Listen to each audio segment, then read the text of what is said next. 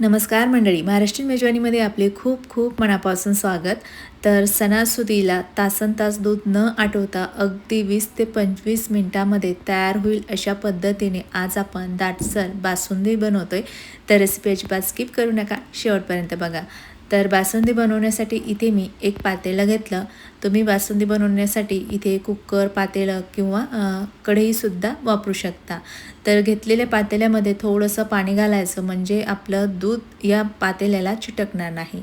त्यानंतर बासुंदी बनवण्यासाठी इथे मी 1 लिटर म्हशीचं दूध घेतलेलं आहे. इथे मी माझ्या उकड्याचंच दूध आहे तेच वापरलेलं आहे. तुम्ही घरचं दूध किंवा पॅकेटचं दूधसुद्धा बासुंदी बनवण्यासाठी वापरू शकता.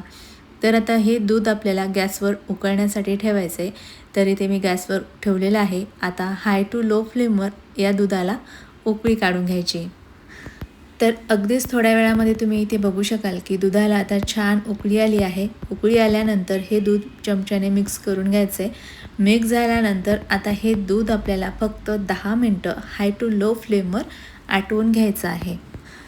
तर इथे मी दूध 10 मिनटं आटवून घेतले. तुम्ही बघू शकाल की अगोदरच्यापेक्षा दूध थोडंसं आटून झालं. असं दूध आटून झालं की आता हे दुधाचं पातेलं आपल्याला बाजूच्या गॅसवर ठेवायचे मध्यम आचेवरती.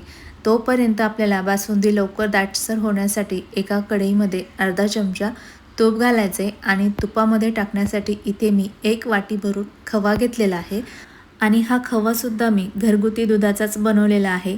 वाटीभर खवा 1 लिटर दुधाचा मी बनवून घेतला. बासुंदीमध्ये खवा वापरल्यामुळे बासुंदी छान दाटसर होते आणि चवसुद्धा खूप छान लागते.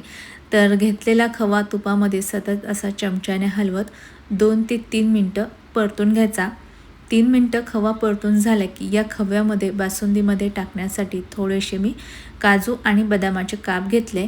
ड्रायफ्रूटचं प्रमाण बासुंदीमध्ये तुम्ही तुमच्या आवडीप्रमाणे कमी जास्त करू शकता. तर आता या खव्यासोबतच काजू आणि बदामाचे तुकडे आपल्याला मंद आचेवर 2 ते 3 मिनटं परतून घ्यायचे. 3 मिनटानंतर तुम्ही इथे बघू शकाल की खवा आणि ड्रायफ्रूट्स आता व्यवस्थित भाजून झालेले आहे. येथे आपल्याला गॅस बंद करून ठेवायचा आणि आपण जे पातेल्यामध्ये दूध उकळायला ठेवलं होतं त्याच दुधामध्ये आता भाजलेला खवा आणि ड्रायफ्रूट्स टाकून घ्यायचे. टाकलेला खवा आणि ड्रायफ्रूट आपल्याला दुधामध्ये मिक्स करून घ्यायचे आहे. मिक्स झाल्यानंतर इथे तुम्ही बघू शकाल की खव्यामुळे या दुधाचा रंग चेंज झालेला आहे. दुधाला छान असा हलकासा बदामी रंग आला आहे. तर इथे तुम्ही बघू शकाल दुधामध्ये खवा आणि ड्रायफ्रूट्स आता मिक्स करून झालेले आहे. त्यानंतर आता या बासुंदीमध्ये आपल्याला अर्धी वाटी साखर टाकून घ्यायची.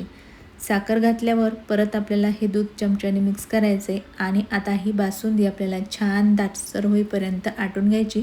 जास्तीत जास्त बासुंदी आपल्याला हाय फ्लेमवर आटवायची, म्हणजे 10 ते 15 मिनटात छान दाटसर बासुंदी तयार होते. आणि तुमच्याकडे जर वेळ असेल तर तुम्ही ही बासुंदी मंद आचेवर सुद्धा आटवून घेऊ शकता. बासुंदी तयार होईपर्यंत तुम्ही बाकीचे सुद्धा कामं करू शकता.